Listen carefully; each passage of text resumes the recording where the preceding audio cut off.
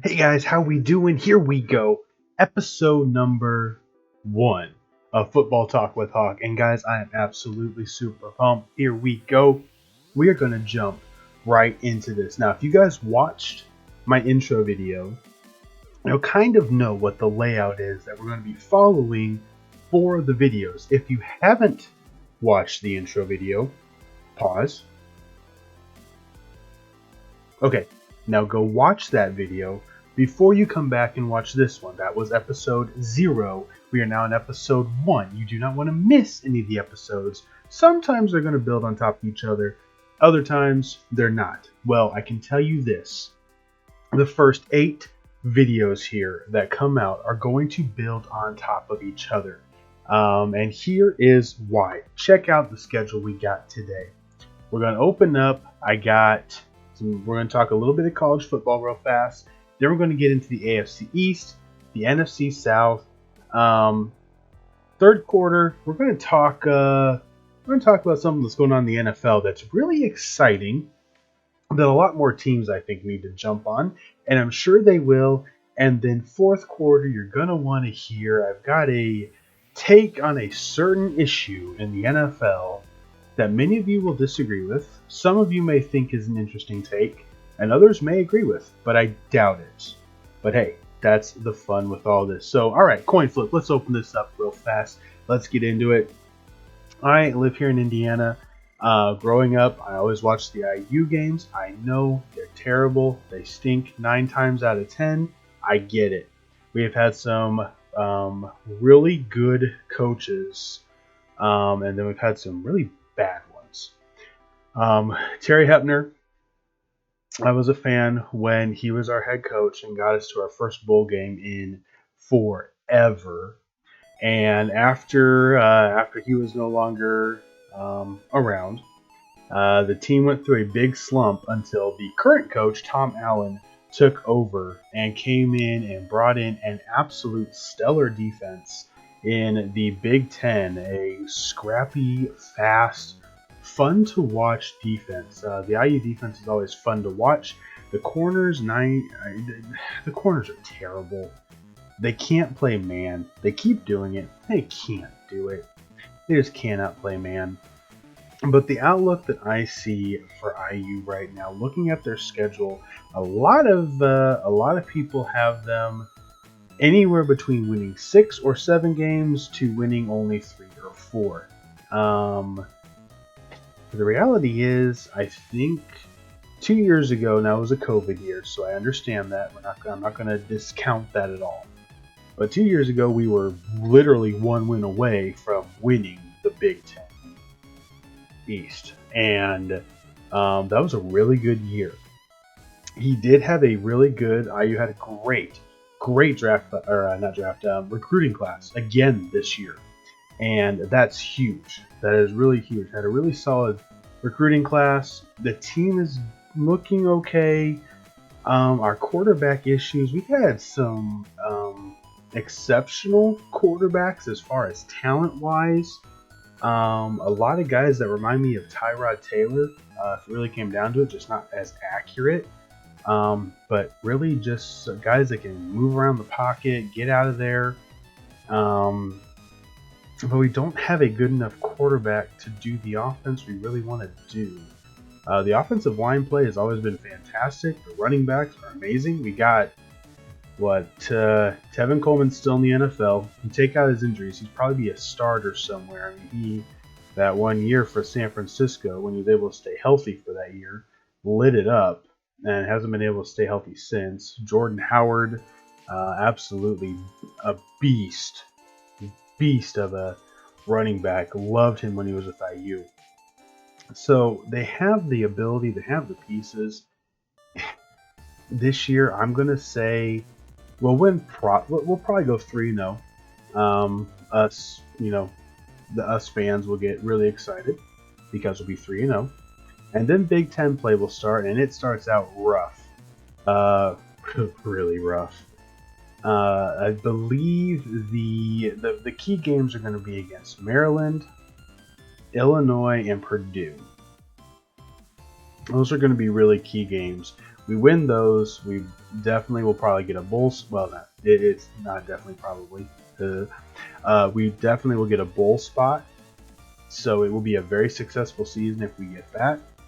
I believe we can sneak out 6 wins this year. If we only get 5, it won't shock me. If we get 7, that means we got an upset. If we get 7, that means we got an upset. We do play the tough teams. We'd have to beat State, Michigan, or Ohio State. Never easy to do. So, and just thinking about the future, when UCLA and USC arrive, I don't know how the schedules are going to be done then.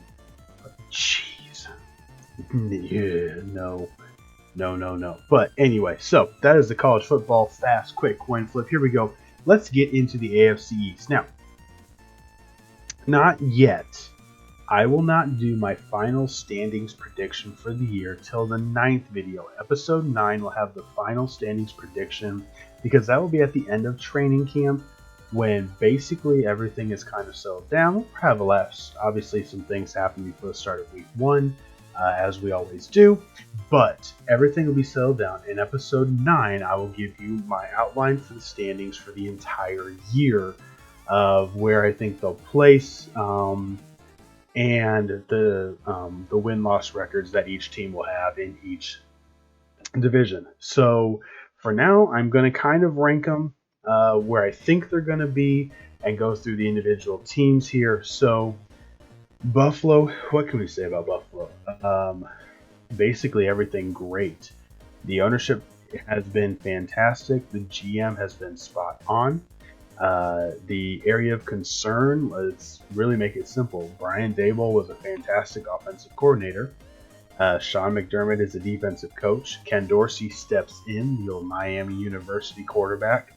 Ken Dorsey steps in to be the offensive coordinator, first time. He was the quarterback's coach, so he's got a rapport with Josh Allen, which will be huge. Now, here's something I really want. I want to zero in on with Buffalo. Buffalo's weakness, I don't ever think is like last year. They did everything and they made the entire run without Tre'Davious White, which is a outstanding corner in the NFL.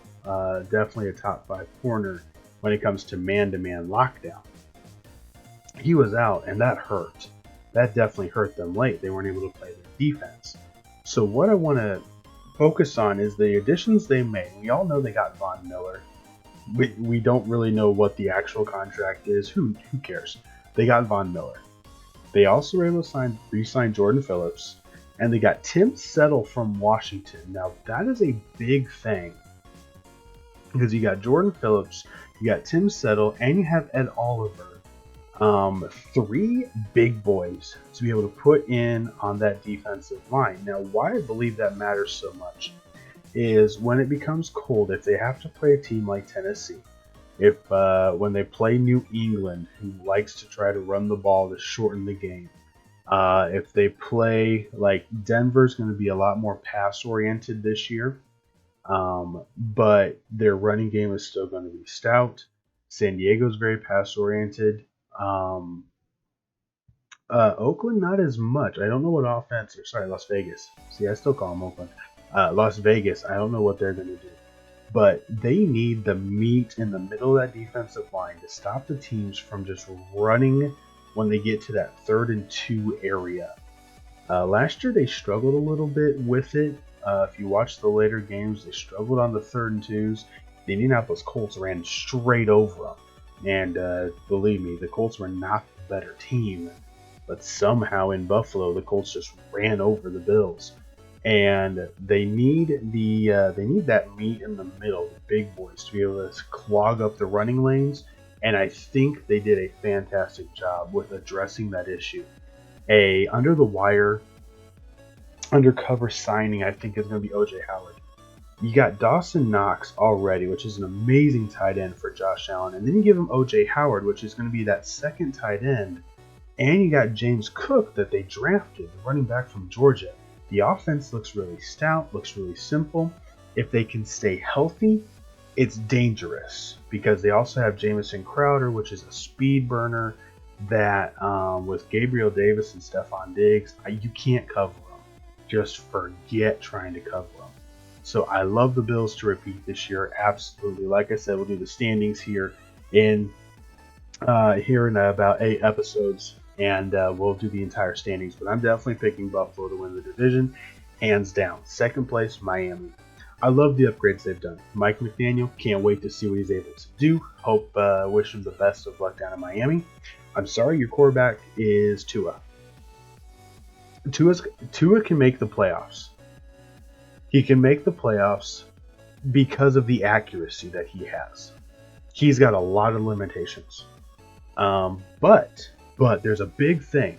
Bringing in Teddy Bridgewater, I think, was actually one of the best things for him, because he has somebody that is his size, that has gone through what he's going through when it comes to the quarterback position and the size that he is. He has the same size, but Teddy is very, very smart and also very, very accurate. Yeah, I know his arm strength and everything else. Everybody goes, he's not that great a quarterback. You don't last after a major injury, even as a backup, or get a starting gig for that matter, if you're not a good quarterback. Teddy Bridgewater has the intangibles, and the injury that he had was horrendous. I know myself, along with many other fans, I was actually living in Minnesota at the time when it happened. The entire city was crushed. I mean, that defender is lucky he did not have a whole city coming down on him, because they wanted to. They knew Bridgewater was not going to, light up the scoreboard. He didn't have to. He had Adrian Peterson. He had the defense that was there. He just needed to do his job. And for the record, he did. The playoff game against Seattle in the frozen tundra. I was in Minnesota that day. It was freaking cold. That day against the Seahawks was cold. Wind chill was horrible. He got them in position to win. He did his job as a quarterback. And then the field goal unit completely screws up a 20-yard field goal. I mean, go figure. But he did his job as a quarterback. He's not going to light up the scoreboard, but he did his job. I feel Tua is going to be the same. He's got weapons, really good weapons. Tyreek Hill, holy cow. Cedric Wilson, Waddle, you got weapons. He's going to be accurate. It's going to be a lot of yards after catch. Definitely get the receivers in fantasy. I'll go over fantasy here probably in the next episode. We'll always sprinkle in fantasy. I got 3 drafts of mine already set up, so we're definitely going to be getting into that. Excited for that, ready to rock and roll. But, the setup is there. Good skill position players. Tight end is solid. Everything looks good. And I think the Dolphins will definitely be second in that division, and look for them to possibly try to vie for a playoff spot. Third place, I can't believe I'm going to say this. I think third place is going to go to the Jets. I'm sorry. I think the Patriots are who do they have?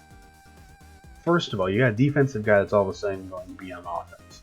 First of all. Matt Patricia going to offensive line. I mean, I guess it's not a horrible thing, but I don't know what's going on coordinator-wise, play-wise. The plays may not make any sense. They have no skill position players. Fine, we'll talk about the Patriots first. Then we'll talk about the Jets. Patriots, I'm predicting to be last. I don't know what they have. J.C. Jackson goes to San Diego. They lose Shaq Mason to Tampa Bay. Ted Karras goes to Cincinnati. Who you got? Who in the world do you have that would... looking at their depth chart, what do you have? Their running backs are okay and they're good, we know that, but without an offensive line to block for you, you ain't going anywhere. If I am any NFL team against the Patriots right now, I am playing 8 in the box every time, forcing Mac Jones to throw to a receiver that you're not sure if actually has the hands to catch the football, and literally just playing 3 behind. Just play straight up man across the board. Whoever's out there, you man them up. If they're running 2 tight ends and 2 receivers, you man everybody up. You maybe run a cover 1 with a single safety deep, or just run single. Who's going to beat you? they don't have anybody that's going to beat you one-on-one. So, Patriots, I'm sorry. It's a hard fall from grace. The drafts have been horrible. The player personnel management has been horrible. They don't have Tom Brady to make up for any of their bad decisions. I think the Patriots are going to be last. When you look at the roster, you look at the way the depth chart is shaping up. Mac Jones, I think, is a competent quarterback. I think he could easily be a competent quarterback for a team that's built to win with a core nucleus idea. There is no idea on this team. There is none whatsoever. No idea on this team.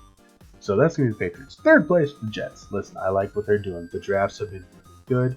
I like what they're doing with the player management. Zach Wilson's going to have to show this year that he can do something. He showed spurts last year. He needs to show consistency this year.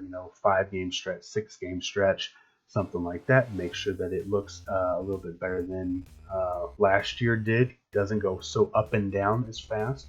Need the 5-6 game stretches where he looks really good. Have an off game here, an off game there is fine.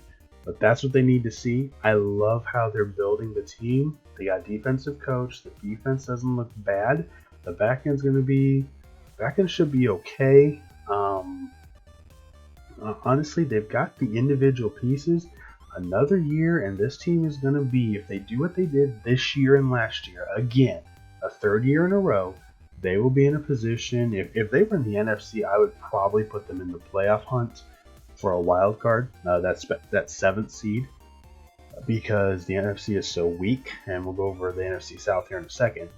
But the Jets, I like how they're building it.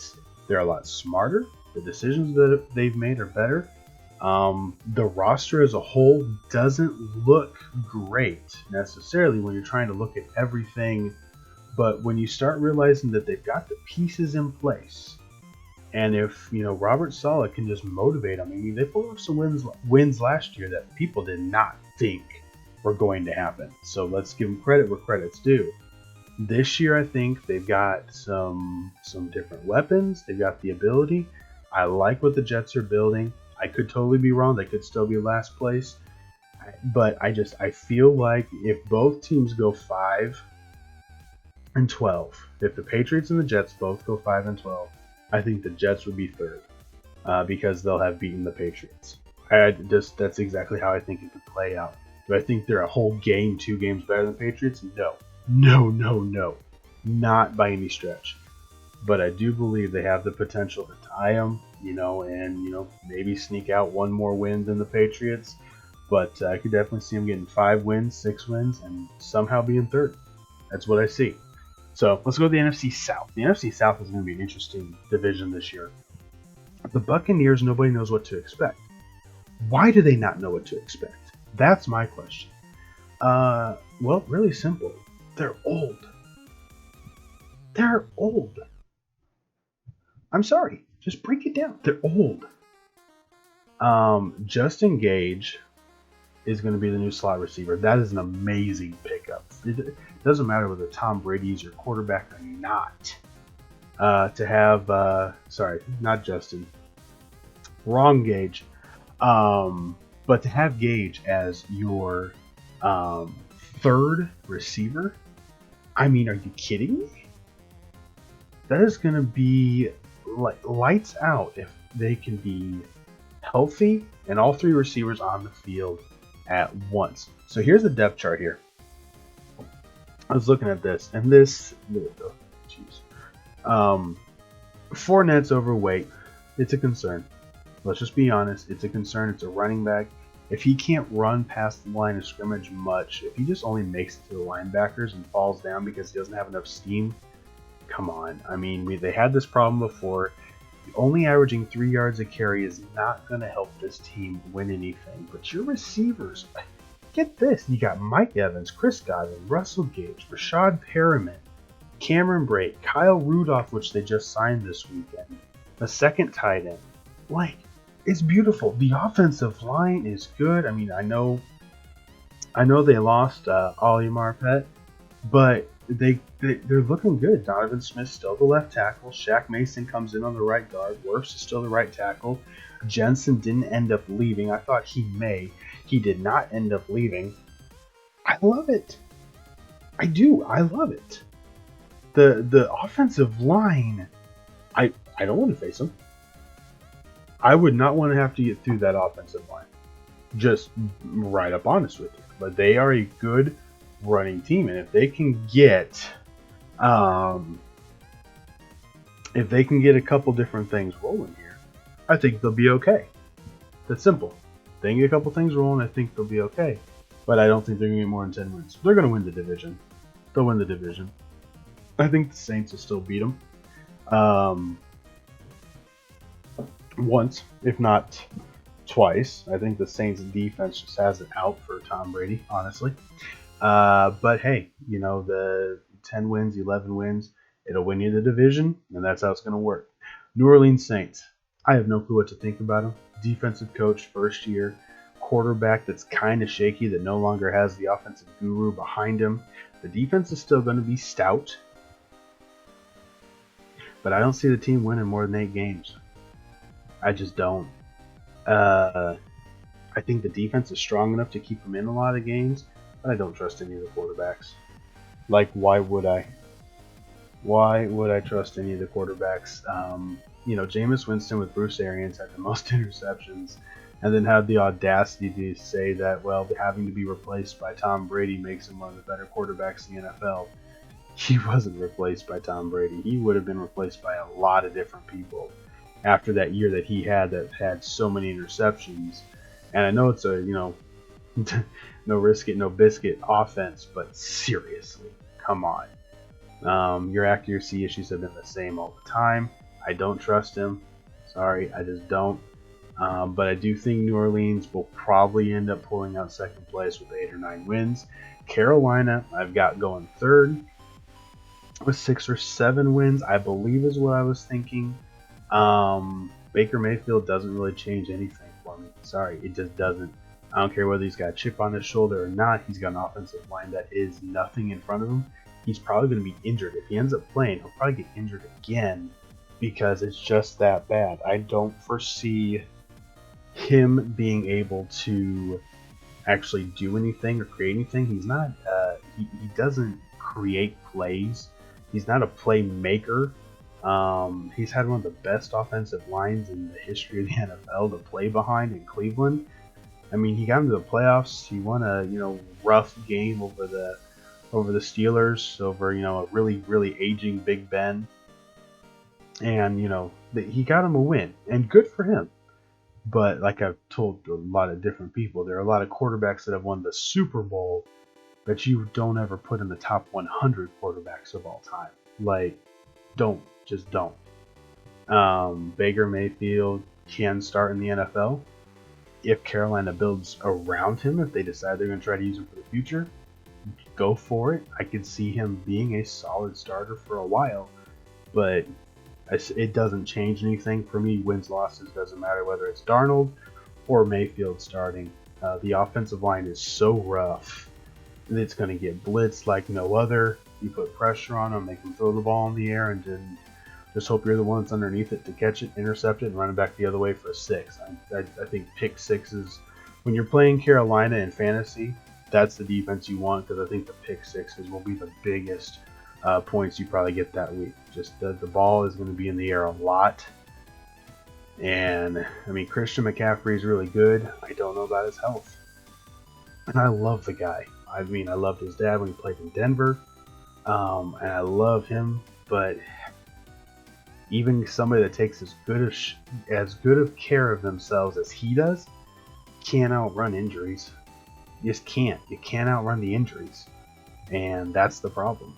So I hope he stays healthy. If he does, I could see the team getting 7-8 wins. Possibly vying for the second place in the division. I'll admit.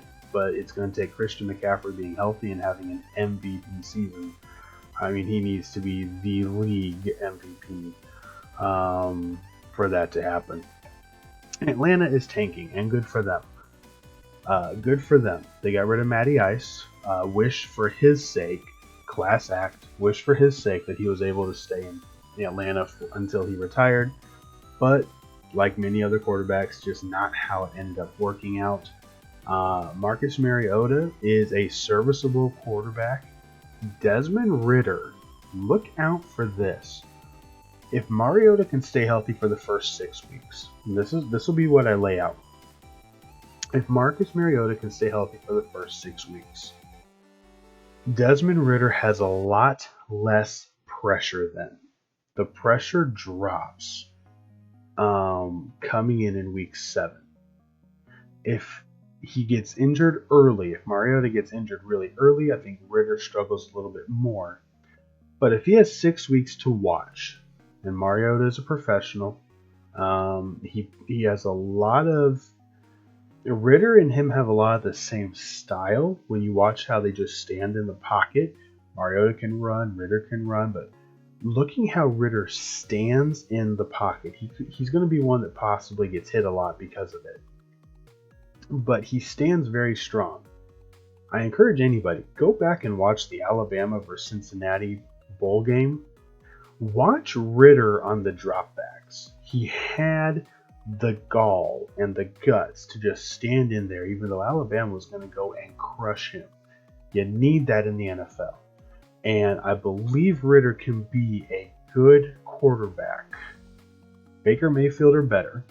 Baker Mayfield won a playoff game. So, I mean, the bar for quarterbacks is getting to the playoffs, evidently. Now, granted, depending on which franchise you are, that is the bar. If you're in Detroit and you get into the playoffs, you're a hero. And then they fire you, but we'll talk about that when the Lions get there. That'll be one of the next videos. But the Falcons are definitely tanking.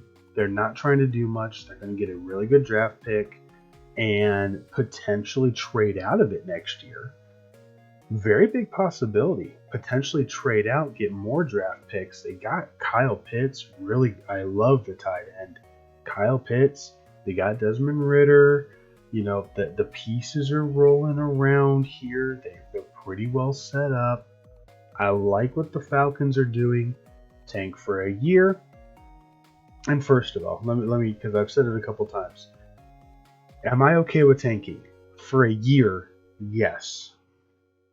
They are paying off a lot of contracts this year. In 1 year, they are paying off a lot of dead money that they do not have to spend on other free agents or other players to be able to help their core. 1 year can reboot the team really quickly.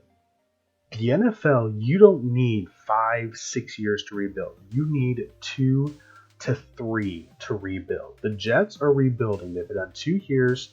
They have the pieces in place. A third year, and they will be there. And the Jets are, if you go too high, that's a bad organization up top.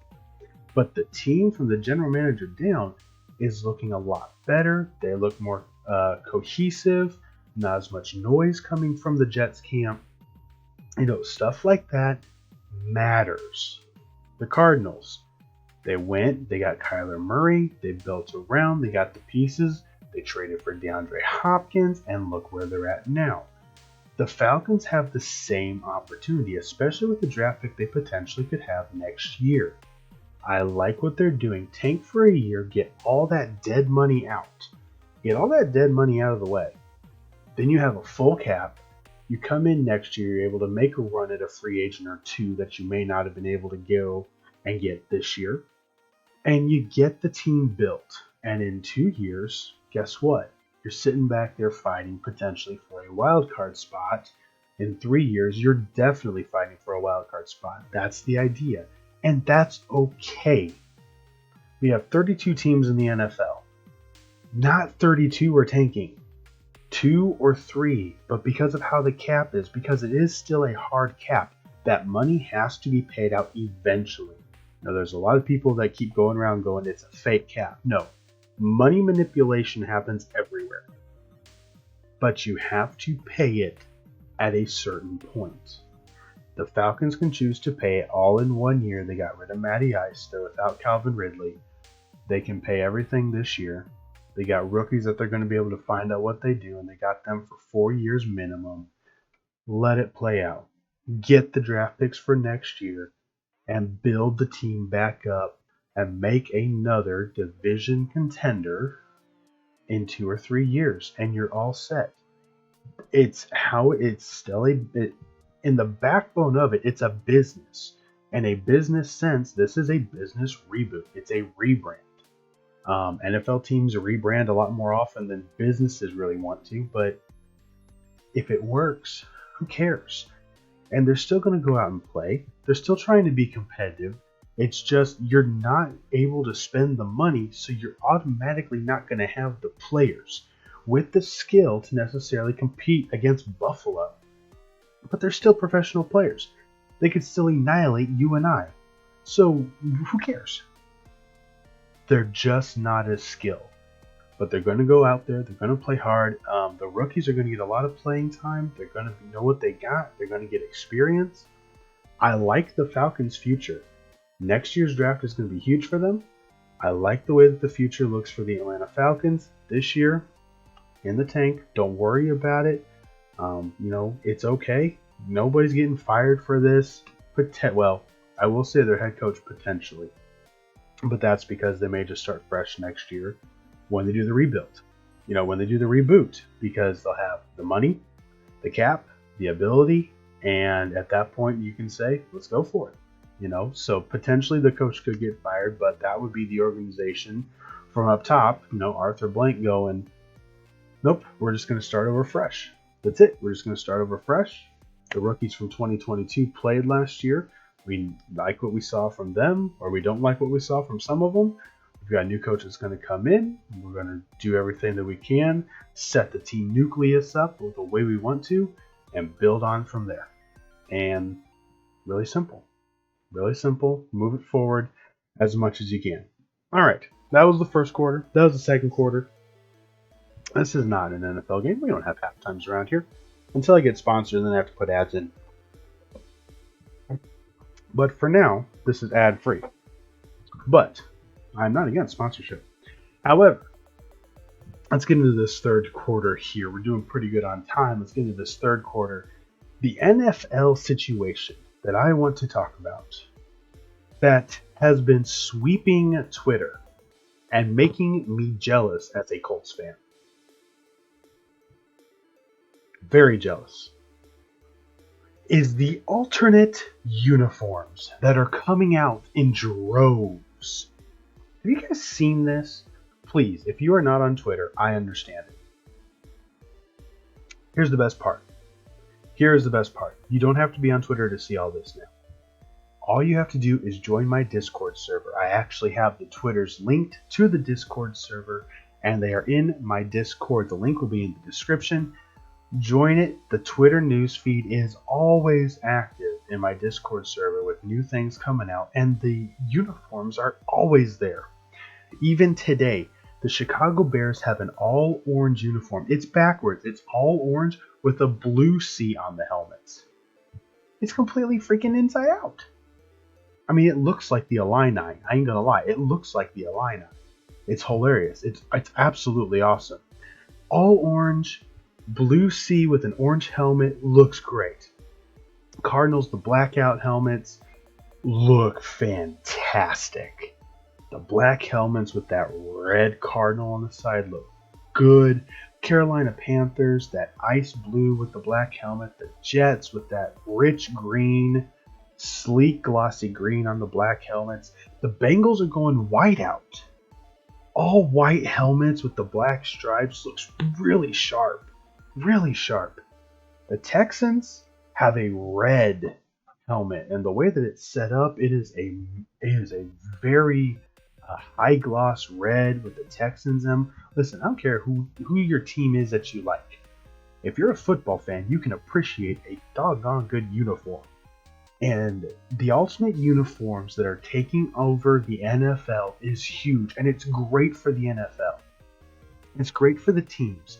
It's great for merchandising. It's great for what the NFL needs to offer to those of us that are supporting it. Why are alternate uniforms huge? Because it gives us something new to be able to get. It gives us something new to be able to have to be able to support our team. I know, but even the Steelers have those way back in the day uniforms that they wear that sell really well. Uniforms sell well, different looks, different styles. Being on Monday Night Football and having that alternate look because you're on Monday Night Football, the crowd is pumped, the crowd is jazzed. They've all got these new black uniforms on. It's awesome. It creates buzz. It's a newness. It's something that's fresh. Something that's simple to create freshness around a team from the fans' side of things. We're all used to watching free agency. We're always used to watching the trades and everything else. Give us some awesome logos. I can make it to my new wallpaper. Like any Jets fan probably has that new helmet as their wallpaper on their phone already.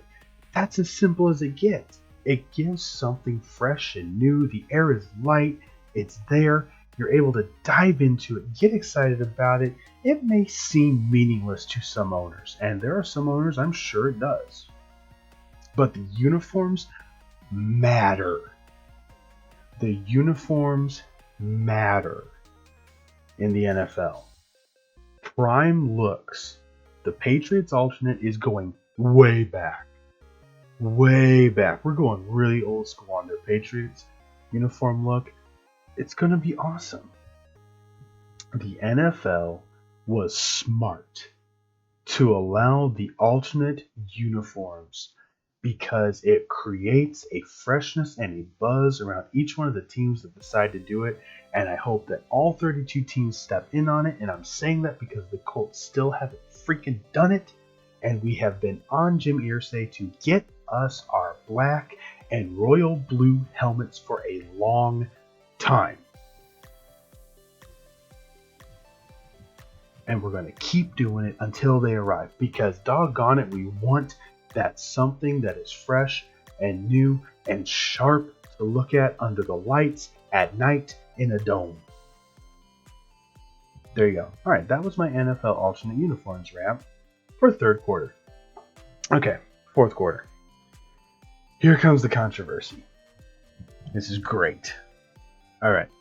So in all seriousness, let's get the seriousness leveled first. The allegations and what is going on with Deshaun Watson on the personal side of everything is very serious, and I am not going to make light of any of it. No matter how anybody feels, I don't care. We're not going to touch that side of it. There is not enough known. Not everything is done. I'm leaving that side alone.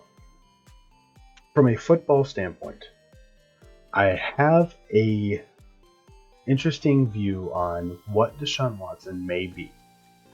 Let's just say, for sake of argument, he is out for 6 games. They're talking who knows what. I don't know what's going to happen. Let's say, for sake of argument, 6 games. He did not play or practice at all last year. Okay? He is at camp. He's at camp right now. The NFL hasn't done anything. He's at training camp right now, but will probably not be playing at least the first 6 games of this year. That will be close to a year and a half of not playing football. And if you remember, last year, he didn't do much through training camp last year with the Texans. So here's what I believe is going to end up happening. The Cleveland Browns will have wasted $200+ million. That is what I believe. Here is why. Deshaun Watson, I fully agree, is a capable quarterback and an NFL superstar when he has the team around him and when he is at his best. No qualms, no disagreements. I do not believe we will ever see that Deshaun Watson again. Now, I will tie the two together. You can't be focused on an NFL game if you're in court on Friday morning. Okay? None of this is going to go away very quickly. It could drag out long enough to where it takes him out of football mentally to that degree.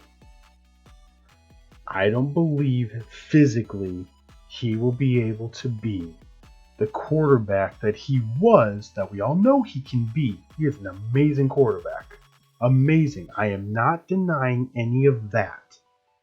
I am saying, after all this is said and done, if he were to be suspended this entire year, I don't think we would ever see Deshaun Watson back to 90% of what he was. He may be 75% of the player he was, which is still good enough to win a playoff game. I get that. But he will never be worth $230 million. Never. Never. He will not win a Super Bowl in Cleveland. He will not get them to the AFC Championship game. Deshaun Watson will not be the quarterback that he was ever in Houston. And it's because of the time off.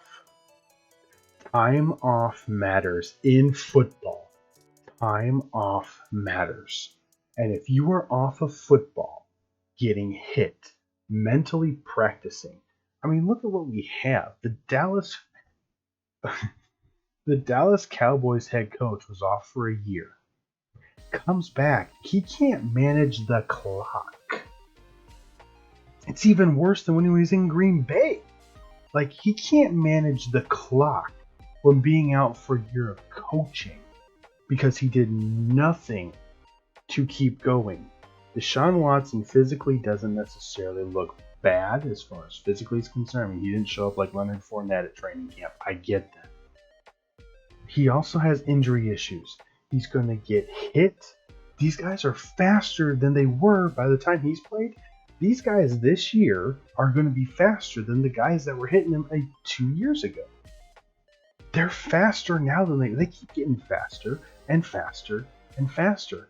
And when he rolls out to the side and gets nailed legally, it's gonna hurt. And I don't think he will ever be able to be the quarterback, whether mentally or physically, that he ever was in Houston. That is what I am saying. That is it. He is talented. He is a top 10 for sure quarterback.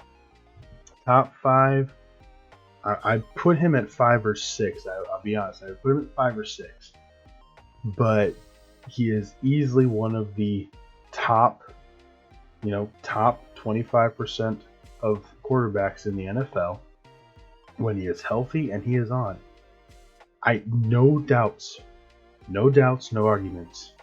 But I do not believe that he will ever be even 80% of the Deshaun Watson that we've seen in Houston.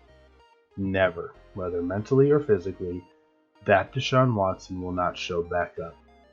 You can completely disagree. Feel free to comment. I told you guys, it's okay with me. I just looking at all the players that have been out for a year and how they've responded when they come back, if they still have garbage and trash and extra weight going on behind the scenes, they don't ever come back the same. And that's what I'm saying is going to happen with Deshaun Watson. Whether he plays this year or doesn't play till next year, doesn't matter. I don't see him being that quarterback. Guys, we are sitting right on time. We got to the fourth quarter. We're at the 2-minute warning, and let's close this out. So today we ran through IU. I know some of you probably don't care. Actually, probably most of you, if you watch college football, could care less about the Indiana Hoosier football team. Fair enough. No hard feelings. It's all right. AFC East, Buffalo got winning it. Miami, Jets, I've got tying New England on record, I believe, with as far as the record's concerned, but getting third because they beat them. That's really what it's going to come down to for me. We're going to have the Bucks be first, the Saints be second, the Panthers be third, and the Falcons be fourth in the NFC South. The alternate uniforms are amazing. If your team is one of them that has launched one, absolutely post a picture of your new jersey or merch or whatever you got down in the comments. Would love to see it. Absolutely. join my Discord. The Twitter feed is live. Everything is going live. I'm going to have weekly polls, trivias, giveaways. The Twitter feed's always there, so you don't even have to join Twitter to get all the Twitter news. I got the Twitter stuff there. It's following Rappaport. It's following individual teams. It's following Fox, NBC for Sunday Night Football, ESPN. I got it following a bunch of different people. So join the Discord server. It's absolutely awesome. We're going to have some fun. Everything's getting going, and it's Monday morning for you guys. So next video released on Wednesday, and we'll see what the schedule is going to hold for then. But until next time, guys, I appreciate you for watching. Make sure to see, took to the very end of the video. Works for me. Make sure to subscribe to the channel so that you guys can see when the new videos are released, and hit a like button for the video if you would, please. It'll help out the algorithms for YouTube on my end as I try to grow the channel. Appreciate everyone stopping by. Leave comments. I will respond. Join the Discord server down in the description, and I will see you there. Until next one, guys. That's it. This has been Football Talk with Hawk. Wings up. Hawk out. Later, guys.